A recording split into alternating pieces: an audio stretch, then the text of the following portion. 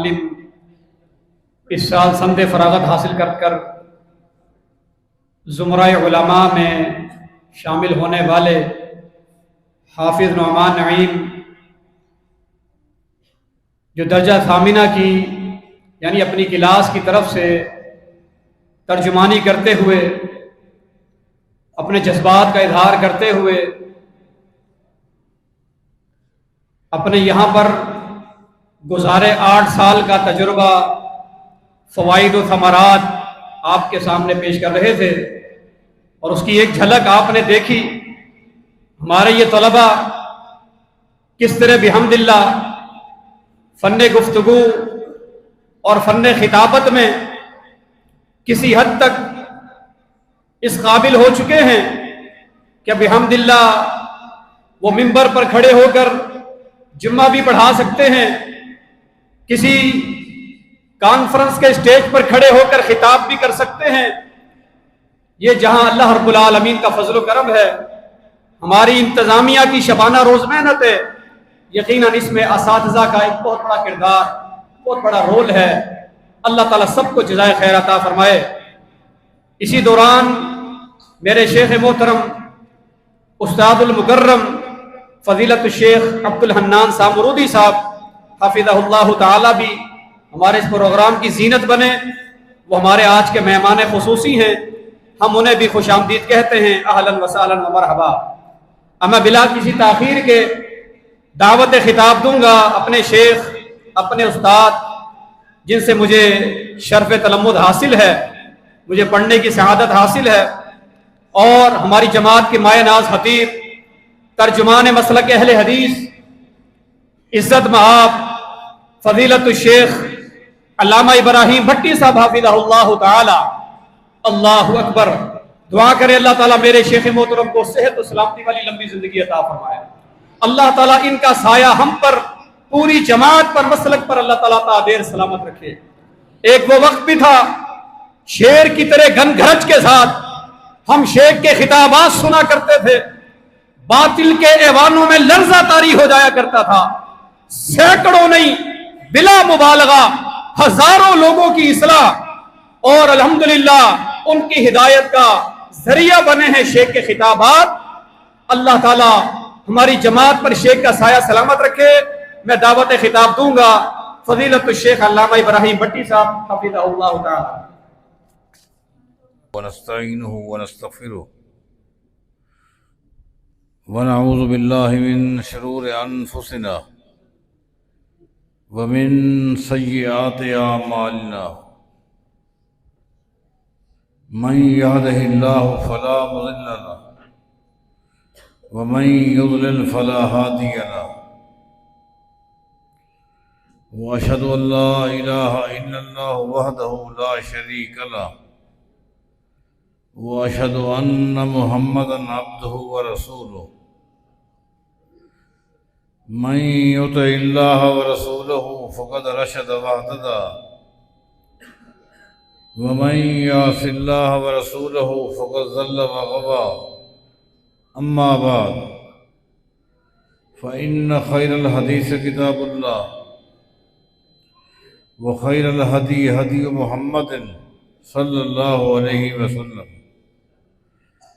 وشر الأمور محدثاتها وكل محدثة بدعة وكل بدعة ضلالة وكل ضلالة في النار۔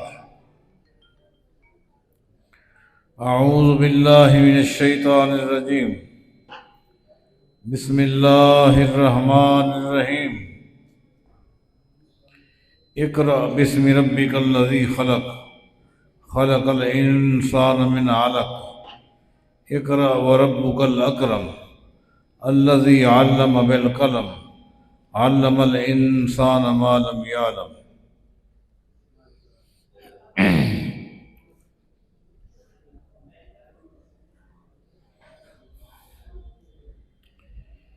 اللہ کے حضور دعا ہے کہ رب کریم اس جامعہ کو، جامعۃ الاحسان الاسلامیہ، قرآن و حدیث کے اس عظیم مرکز کو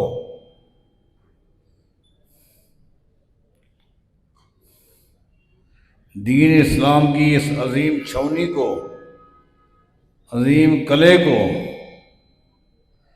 تا قیامت آباد فرمائے۔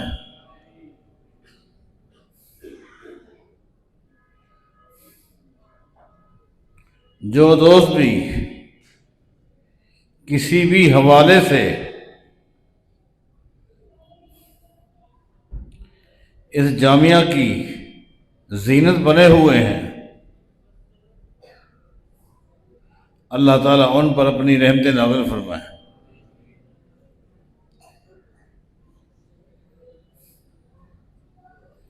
اللہ کرے کہ اس مرکز سے قیامت تک علماء، مفکرین، محدثین، مجتہدین،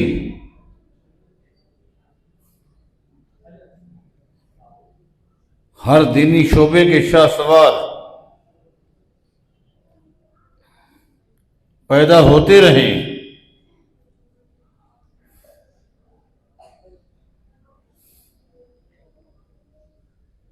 اور کتاب اللہ کی دعوت کو دنیا کے کونے کونے میں عام کرتے رہیں۔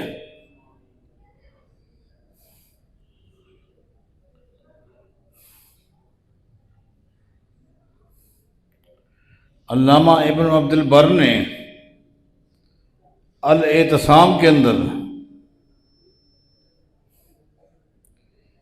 ایک چھوٹا سا واقعہ نقل کیا ہے، میں اسی واقعہ سے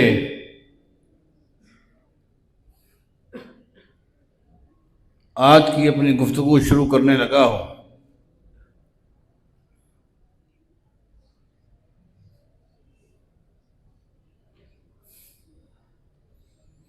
اس واقعے کا تعلق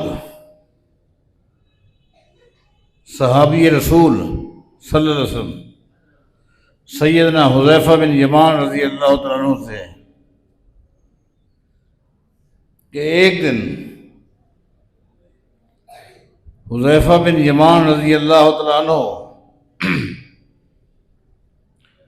مجلس لگا کر بیٹھے تھے،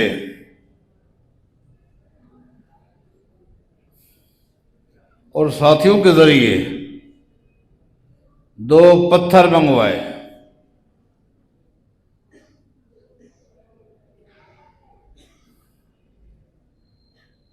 ایک پتھر کو زمین پر رکھا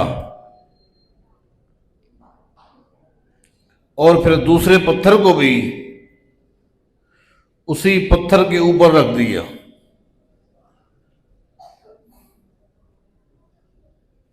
اس کے بعد ساتھیوں سے فرمایا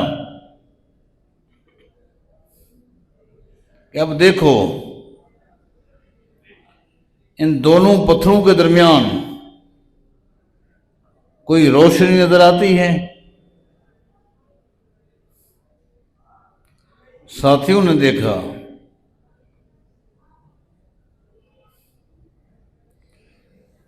اور کہنے لگے درمیان میں اندھیرا ہے، پتھر کے اوپر پتھر آ گیا ہے، اندھیرا ہے، کچھ دکھائی نہیں دیتا۔ ہاں، ایک سائڈ پہ ان 2 پتھروں کے درمیان قدرے غائب تھا، وہاں پر کچھ تھوڑی سی روشنائی نظر آ رہی تھی، باقی اندھیرا ہی اندھیرا تھا۔ دوستوں نے کہا کچھ نہیں، اندھیرا ہے، تاریکی ہے، بس اس سائڈ پہ تھوڑی سی روشنی ہے۔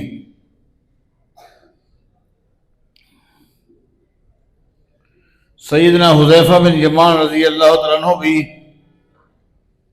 یہی دکھانا چاہتے تھے۔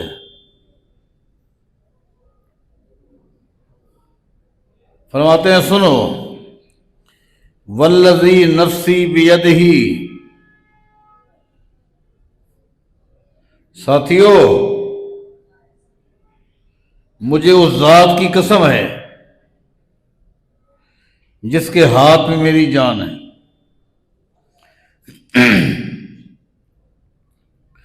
نبی علیہ الصلوۃ والسلام بھی گفتگو میں جب قسم اٹھاتے تو یہی کہتے، والذی نفسی بیدہ یا والذی نفس محمد بیدہ، مجھے اس ذات کی قسم ہے جس کے ہاتھ میں محمد کی جان ہے صلی اللہ علیہ وسلم۔ اس قسم کے ذریعے بھی نبی علیہ الصلوۃ والسلام اور صحابہ کرام رضوان اللہ علیہم اجمعین اپنے عقیدے کو واضح کرتے تھے کہ ہماری جان بھی ہمارے ہاتھ میں نہیں ہے، مانا ہماری جان بھی ہمارے اختیار میں نہیں ہے، کسی اور کے بارے ہم کیا اختیار رکھیں گے؟ ہماری تو اپنی جان بھی ہمارے اختیار میں نہیں، ہماری جان بھی، ہمارا وجود بھی ہمارے اختیار میں نہیں ہے۔ تو فرماتے ہیں والذی نفسی بیدہ، اس ذات کی قسم ہے جس کے ہاتھ میں حذیفہ بن یمان کی جان ہے، لَتَظْهَرُنَّ الْبِدَعُ، ان قریب اس امت پر ایک دور آنے والا ہے، ابھی ان قریب اس امت پر ایک زمانہ آنے والا ہے، ایک وقت آنے والا ہے کہ جس وقت میں بدعت عام ہو جائے گی، اس قدر عام ہو جائے گی حتی لا یرا من الحق الا قدر ما بین ہذین الحجرین من النور، فرمایا کہ اس امت پر ایک وقت آنے والا ہے کہ بدعات کا اس قدر عروج ہوگا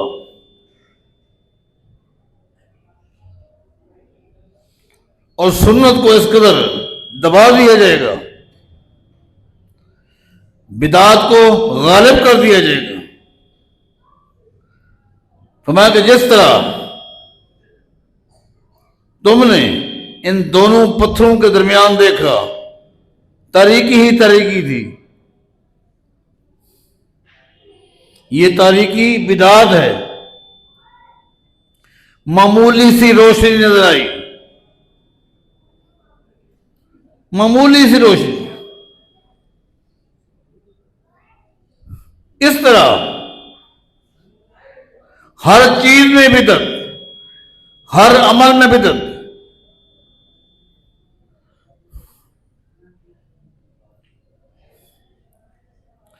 کسی عمل کے ابتدا میں بدعت، کسی عمل کے اختتام پر بدعت۔ مقصود کیا؟ مقصود یہ تاکہ یہ عمل برباد ہو جائے۔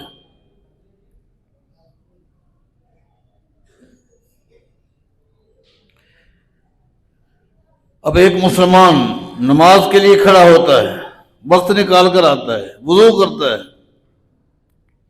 نماز کوئی بھی ہو، نماز سے پہلے خود ساختہ الفاظ میں نیت کرتا ہے، یہ نماز کی ابتدا ہے، خود ساختہ الفاظ۔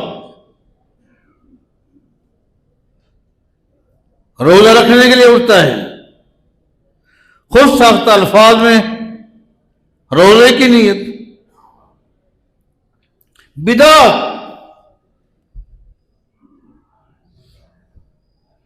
فرمایا کہ بدعت عام ہو جائے گی ہر عمل میں بدعت.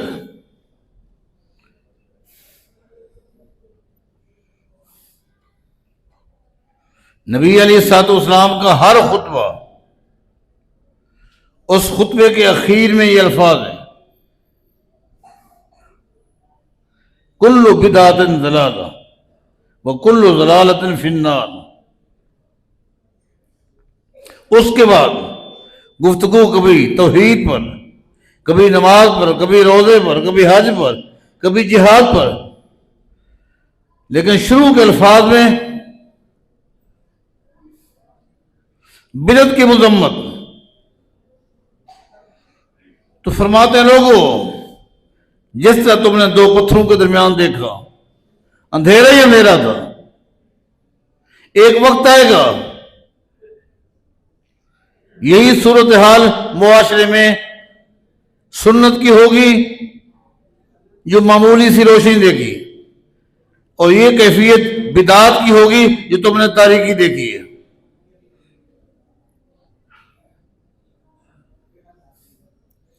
حتیٰ کہ فرماتے ہیں وہ وقت ایسا ہوگا جس وقت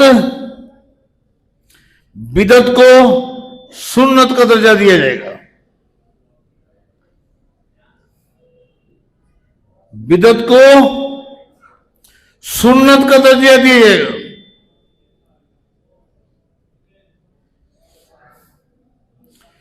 وَإِذَا تُرِكَ مِنْهَا شَيْءٌ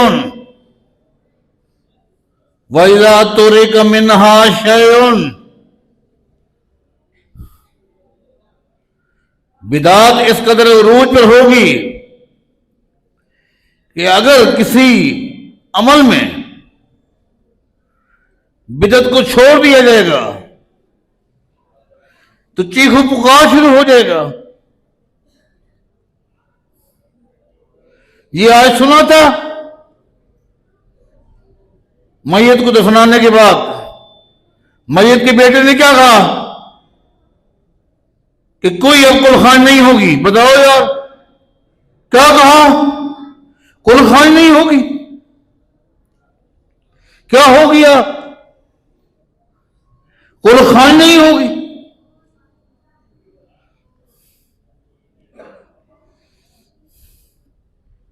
بہت پرانی بات ہے. المہد السلفی للتعلیم والتربیہ کے ابتدائی ایام تھے، 3 ہٹی پر یہ ادارہ تھا، ان دنوں کی بات ہے. اس وقت میری رہائش نئی کراچی میں تھی، جامع مسجد بیت المکرم اہل حدیث.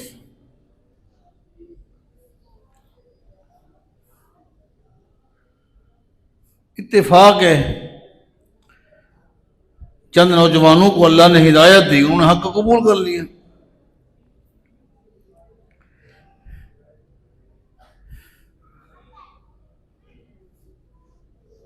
نام لے کر اس لیے بات کہہ رہا ہوں تاکہ آپ کے علم میں ہو، اور آج نیٹ کا دور ہے.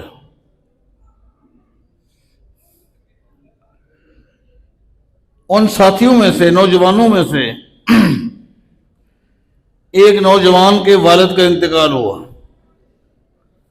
اس نے یہی اعلان کیا.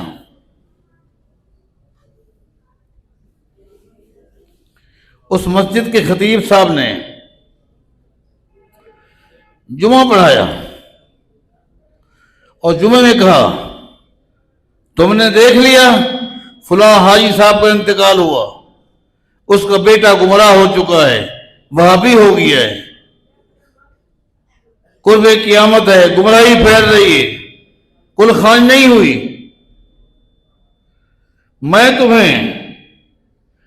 تمہیں نصیحت کرتا ہوں، کوئی پتہ نہیں آپ کی اولادوں کا کیا بنے گا، لہذا حفظ ما تقدم کتاب آپ کو میں کہوں گا آپ میں سے ہر ایک اپنی زندگی میں اپنی کل خانی کر لے، پتہ نہیں بعد میں ہو یا نہ.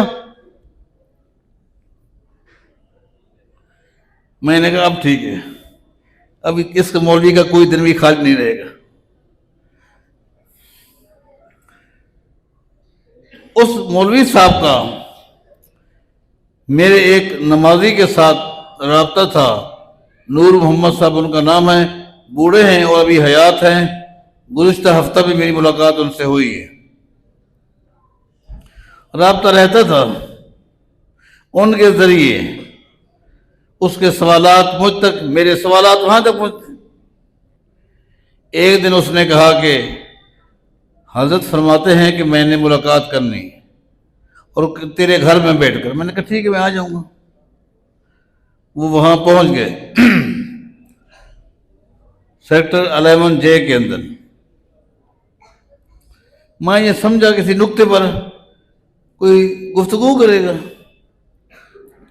اس نے کہا کہ ایک عرصے سے میں صبح کی نماز اول وقت میں پڑھاتا ہوں، کیونکہ نماز کے بعد، صبح کی نماز کے بعد جو آپ درس دیتے ہیں میں وہ درس سنتا ہوں۔ آج میں آپ کے پاس مناظرے کے لیے نہیں آیا، سمجھ چکا ہوں، ماہر حدیث ہونے کے لیے آیا ہوں۔ مجھے بڑی خوشی ہوئی، کہنے لگے بہت کچھ کما لیا، بہت کچھ کھا لیا، بہت کچھ بنا لیا۔ آخری نقطہ تھا حج کا، ان لوگوں نے حج بھی کروا دیا، سارے کام ہو گئے۔ اب ضمیر ملامت کر رہا ہے، ماہر حدیث ہونے کے لیے آیا ہوں۔ خوشی ہوئی، ماہر حدیث ہو گئے۔ مجھے کہنے لگے کہ کہیں مجھے امام لگا دیں۔ میں نے سوچا کسی ایسی جگہ پر ان کو امام لگاؤں کہ جہاں علماء کے ساتھ اس کا رابطہ رہے، اور ایک جملے پر تو یہ حدیث ہو گیا ہے، بڑی اصلاح کی ضرورت ہے۔ میں نے 3 ہٹی صراط مستقیم مسجد میں اس کو امام لگا دیا، کیونکہ ماحصل بھی وہی تھا، علماء کے ساتھ مجلس رہے گی۔ ایک ہفتے کے بعد میرے پاس آ گیا، کہنے لگا حضرت اہل حدیث مسجد میں نماز پڑھانا یا 5 منٹ کا درس دینا بہت مشکل ہے، بہت مشکل ہے۔ کیا ہوا؟ کہنے لگے وہ جو آپ کے عمر قریشی نہیں، اس نے مجھے کہا کہ آپ تو عالم ہیں، آج فلاں نماز کے بعد آپ درس دیتے ہیں۔ میں نے درس دے دیا۔ 10 کے بعد اس نے کہا حضرت جو آپ نے مسئلہ بیان کیا ہے یہ کہاں ہے، بخاری میں ہے یا مسلم میں؟ مجھے کیا پتا تھا؟ زندگی میں پہلی مرتبہ مجھ سے یہ سوال ہوا۔ اس نے کہا کہاں آپ نے یہ واقعہ پڑھا ہے، کہاں ہے، بتایا تو صحیح۔ میں نے کہا بھائی ہم تو سنتے ہیں علماء سے یہ باتیں، یہ علم ہے جو سینہ و سینہ چلا آ رہا ہے۔ اس نے کہا گولی مار سینے کو، مجھے بتا کس کتاب میں ہے۔ بڑے اچھے آدمی تھے، اللہ ان کو غریب کی رحمت کرے، عمر بھائی۔ اس نے کہا کہ میرے بس میں نہیں ہے، البتہ اب میں واپس نہیں جاتا، اس لیے میں اپنے آبائی علاقے میں جاتا ہوں، کھیتی باڑی کروں گا، دکان کھولوں گا، اور میں یہاں کام نہیں کر سکتا۔ میرے دماغ میں جو باتیں اس نے کہا بیٹھی ہوئی ہیں وہ میں نکالوں گا، بڑا وقت لگے گا۔ ہم تو جب بھی کوئی چیز چاہتے اس کے لیے کوئی بات گھڑ کے پیش کرتے تھے۔ کیا ترہ امتیاز ہے مدارس اہل حدیث کا، علماء اہل حدیث کا، عوام اہل حدیث کا۔ زندہ قوم، بیدار قوم، با ہوش و حواس، اگر کوئی گھرانا ہے تو صرف اہل حدیث ہے۔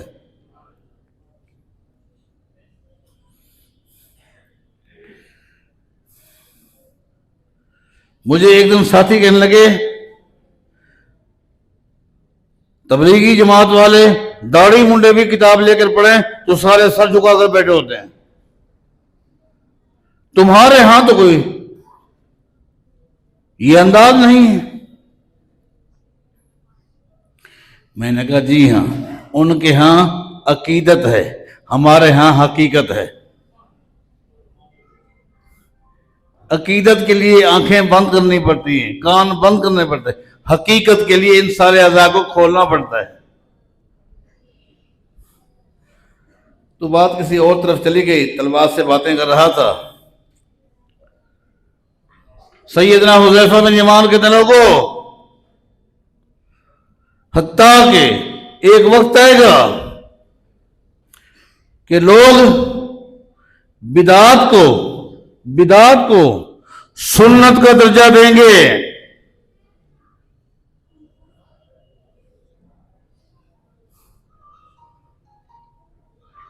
لو تورک منہا شیئن، اگر کسی موڑ پر وہ دور ایسا ہوگا، اگر کسی موڑ پر کوئی شخص کسی ایک بدعت کو چھوڑ دے گا، قالو، تو لوگ چیخ اٹھیں گے، کہیں گے، کیا کہیں گے؟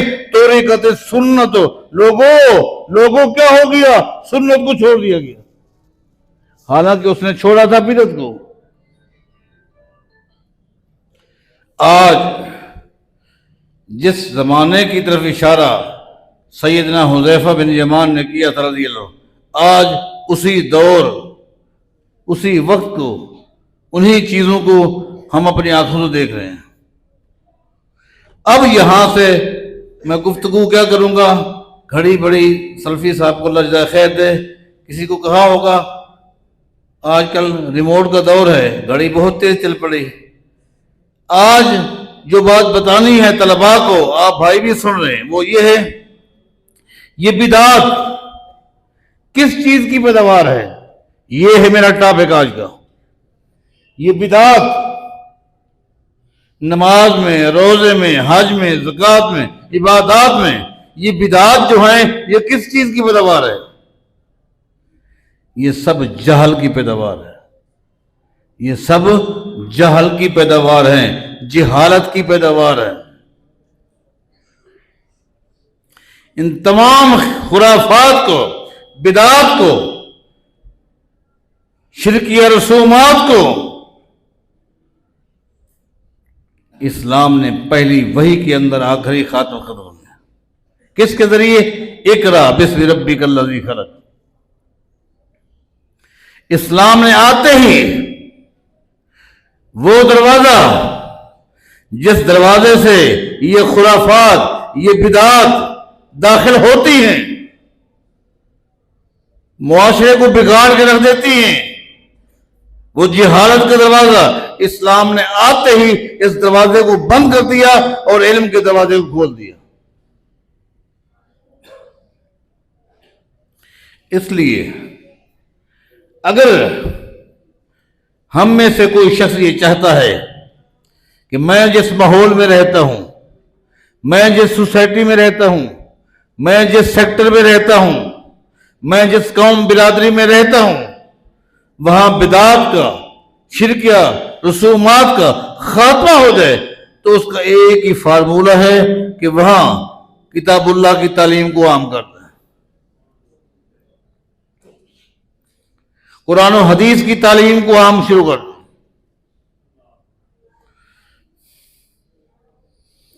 اور میں تھوڑا سا ان بچوں سے بھی مخاطب ہوں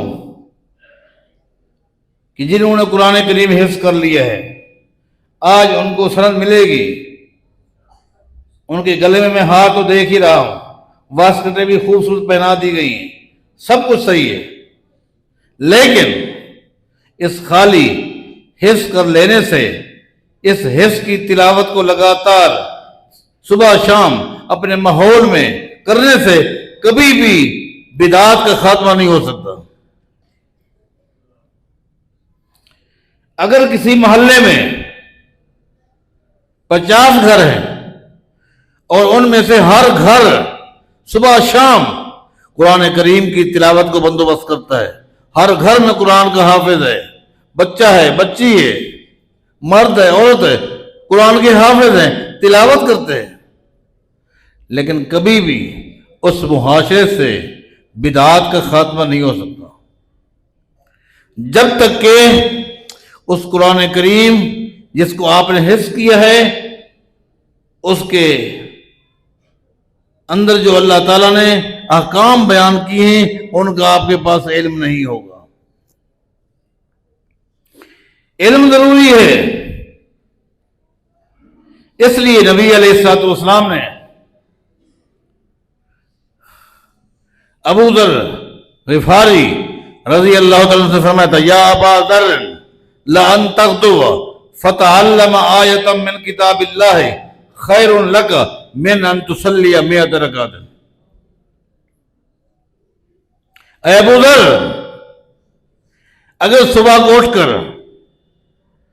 اگر تو روزانہ صبح کو اٹھ کر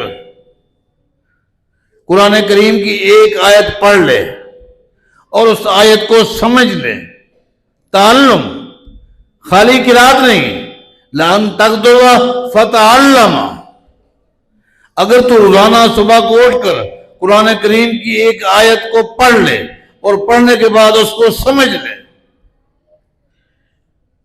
کہ اس میں اللہ نے کس چیز کا حکم دیا ہے، پھر اپنے جسم پر نگاہ ڈال، اس پر تیرا بھی عمل ہے کہ نہیں، کس چیز سے منع کیا، میں بھی رکا ہوں کہ نہیں، کیونکہ تعلمنا العلم والعمل معا، صحابہ نے نبی علیہ السلام سے شریعت کا علم بھی اور عمل بھی، یہ دونوں چیزیں ایک ساتھ سیکھی تھی۔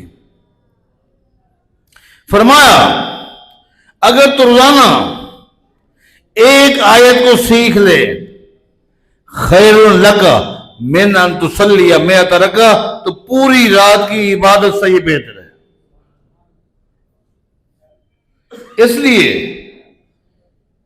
اس قرآن کریم کے حفظ کو آپ کافی نہ سمجھیں، ان بچوں کے والدین سے بھی میں درخواست کروں گا کہ اب آپ کا امتحان اور بڑھنا شروع ہو گیا ہے۔ اسی طرح وہ طلبا جو آج باضابطہ اہل علم کی صف میں شامل ہو رہے ہیں، ان سے بھی کہوں گا آج سے آپ کی ذمہ داریاں بڑھ گئی ہیں، اس قدر اور اتنی طویل، وَاعْبُدْ رَبَّكَ حَتَّىٰ يَأْتِيَكَ الْيَقِينُ، جب تک زندگی ہے۔ کیوں؟ آپ کی حیثیت فارغ التحصیل ہونے والے طلبا، اب آپ کی حیثیت ایک طبیب کی ہے، آپ اس معاشرے کے طبیب ہیں، حکیم ہیں، ڈاکٹر ہیں۔ جہاں آپ جائیں گے آپ کا مقام ایک طبیب کا ہے، اور وہاں کے رہنے والے مسلمان ان کی حیثیت مریض کی ہے۔ آپ نے اس ماحول میں رہ کر ان سے محبت بھی کرنی ہے، لیکن ان کے اندر جو مرض ہے اس مرض کو نکالنا ہے۔ عملی زندگی، اور میں یہ جملہ جو ابھی کہنے لگا ہوں اکثر کہتا ہوں، آج فتنوں کا دور ہے۔ آج کے بعد آپ نے اپنے آپ کو ان مدارس سے، اپنے اساتذہ کرام سے الگ نہیں سمجھنا، بلکہ ان مدارس کے ساتھ، اپنے اساتذہ کرام کے ساتھ مکمل رابطے میں رہنا ہے۔ اب مت سمجھیں اب میں فارغ التحصیل ہو گیا ہوں، رابطے میں رہنا ہے اور ان کی رہنمائی میں۔ اور کوئی اگر ایسی بات آپ کے سامنے آتی ہے، کسی مسئلے میں اشکال ہے، آپ رابطہ کریں، کن سے؟ اپنے اساتذہ کرام سے۔ کیوں؟ آج ہم دیکھ رہے ہیں بعض نوجوان اداروں سے فراغت کے بعد اپنے آپ کو محقق، مدقق، پتہ نہیں کیا کو سمجھ لیتے ہیں، اس کے بعد آئے دن نئے نئے فتوے، نئی نئی تحقیقیں، نئے نئے مسائل، یہ فطرہ ہیں۔ لہذا اپنے اساتذہ کرام کے ساتھ وابستہ تعلق، رابطہ اپنے لیے عظیم سمجھنا، یہ کہ اعزاز ہوگا۔